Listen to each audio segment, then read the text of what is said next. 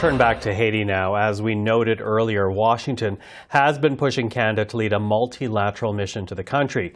To talk about that possibility, we're now joined by General Tom Lawson, who from 2012 to 2015 served as Canada's Chief of Defense Staff. General Lawson, good to see you again. Thank you for joining us.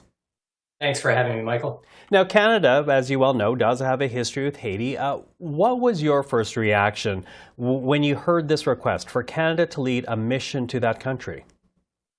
Well, first, I understand why Canada might be an obvious choice to lead a mission to Haiti. And like anyone out there, when you see a group of people, millions in this case, who are in peril as a result of a failed government, and roving gangs, kidnappings, rapes, great concern.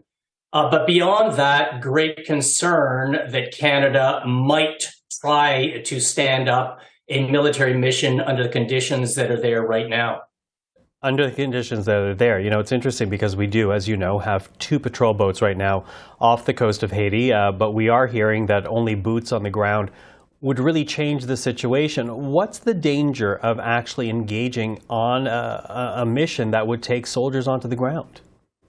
Well, certainly to your point, risk to the soldiers on the ground is a concern of the commander as he considers this mission, you know, on behalf of the Prime Minister, if indeed the Prime Minister is asking him to consider it.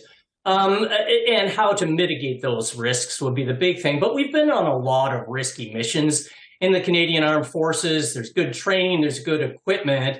Those aren't really my concerns. My concerns are that the host nation and large numbers of the population in Haiti don't want international soldiers on the ground to support the legitimacy of arguably an illegitimate government. And this has been happening for decades now, always without great effect.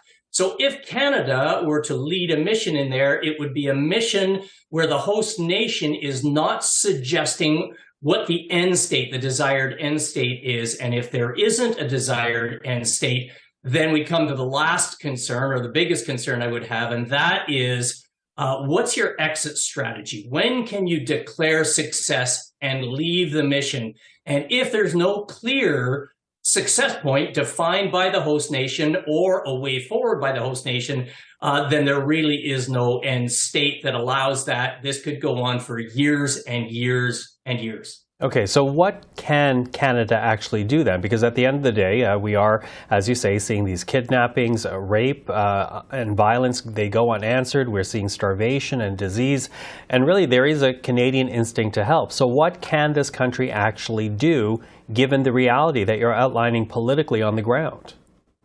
Right. And, you know, it's not just a Canadian instinct. I think it's a human instinct to try and support those who are in great peril in such a situation in Haiti. And where Canada has been, of course, we're the #2 contributor through external affairs to Haiti and to development in Haiti to the United States. And the largest portion of our support so far has been by trying to support the police by providing armored vehicles to them and then monies to other parts of the government in recent years when the government was in effect.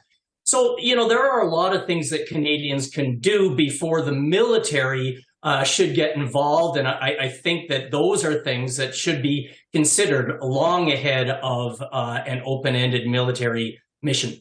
So given what you have just shared with us, why do you think the U.S. is leaning on Canada to lead this mission instead of leading one of their own if they think it is important right now?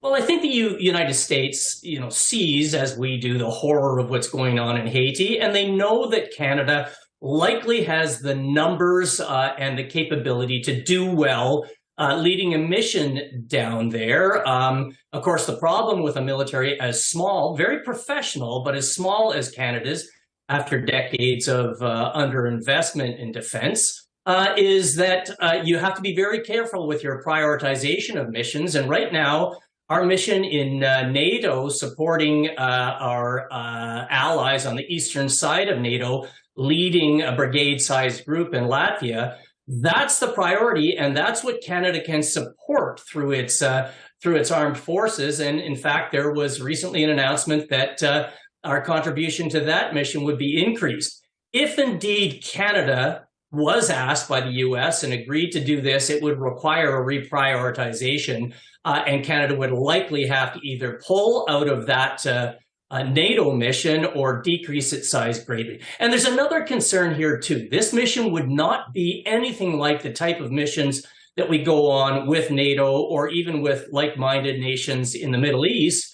That is that when we fit our forces into missions with allies, we fit them inside a well-constructed infrastructure that provides medical support, airlift, logistics, ammunition dumps, all of that. Now, Haiti has none of that. So if Canada were to lead this mission, they would have to build that from the bottom up. Other contributing nations, if any would agree to it, would be smaller than Canada. They would look to Canada for all of those things that we normally find built into NATO type missions. So that's a very different mission than any Canada has been asked to lead in a long time. Some important context as the U.S. President meets with the Canadian Prime Minister. Tom Lawson, thank you very much for the time, General. Pleasure being here. Thank you.